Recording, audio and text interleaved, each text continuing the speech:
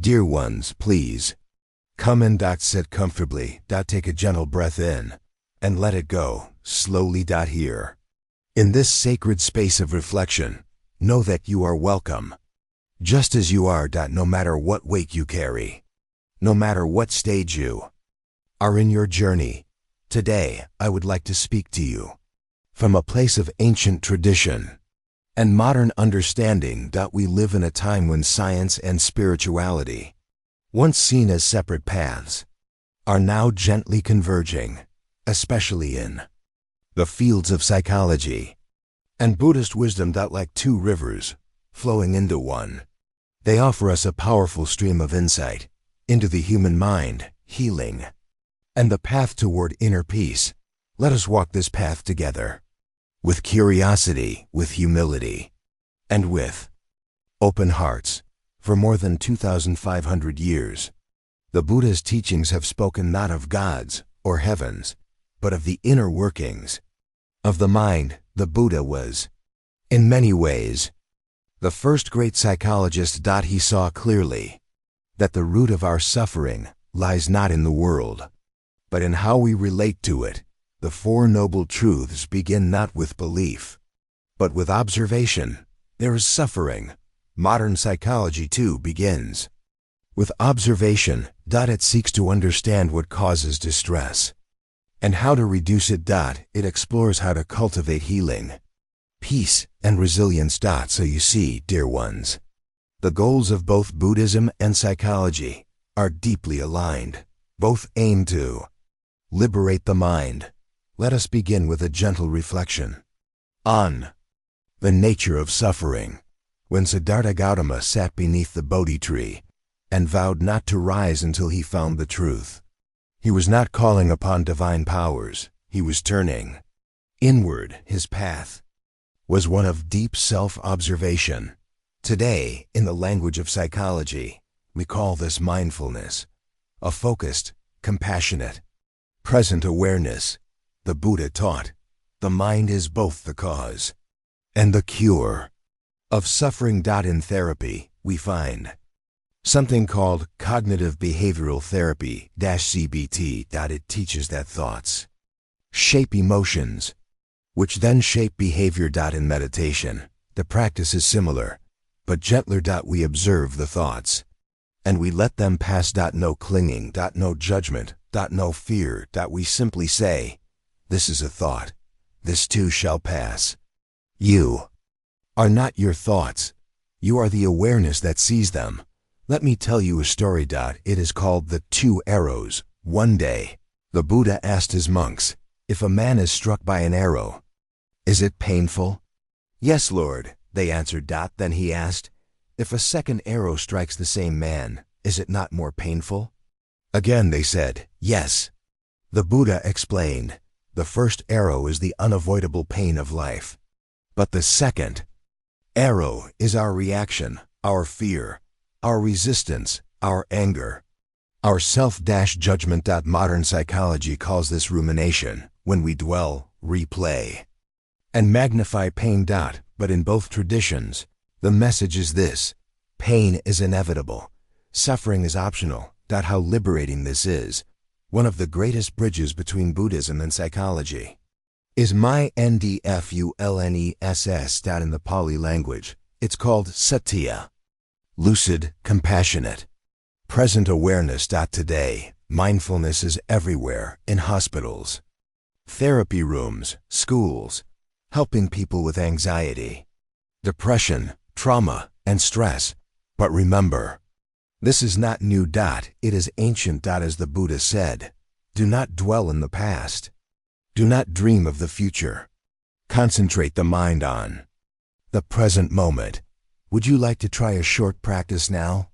Close your eyes. If you feel safe, let your breath guide you. Feel it come in and go out. Do not change it. Do not force it. Just watch it. Gently, kindly. This is mindfulness. You are here. Alive. Awake. Only now. Modern psychology asks, what is the self? Is it your personality? Your thoughts? Your memories? Buddhism answers with a powerful truth. There is no fixed self. This is the teaching of anattā non-self. You are not a thing. You are a process. Just as a flame is not the wood, nor the smoke. You are not your pain, nor your past. In psychology, this is called decentering, the practice of seeing thoughts and emotions as passing experiences, not identity. Let me share a story. A woman lost her only child and came to the Buddha, weeping, pleading for her son's return. The Buddha gently told her, "Bring me a mustard seed from any house that has never known death." She searched from house to house, but every home had its grief. She returned, changed. She saw that death is not hers alone, that sorrow visits every heart. And in this shared suffering, she found peace. This is the healing of wisdom. Today, we talk often about trauma, old wounds, emotional scars, memories that echo. Buddhism knows this well. We call it samskara, the mental impressions left by experience.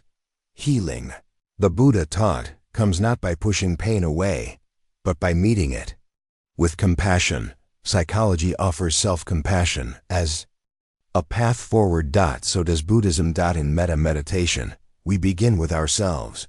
May I be well. May I be safe. May I be free from suffering. Then we extend it to others, even those who hurt us. This is not weakness. It is strength. To soften. 2. Forgive, to open.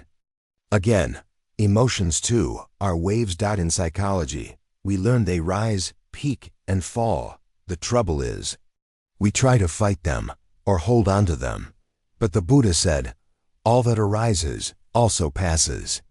In meditation, we sit with emotions.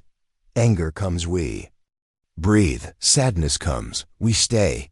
Joy comes, we smile. We do not cling. We do not run. Student once asked the master, "How do I conquer fear?" The master said, "Sit with it."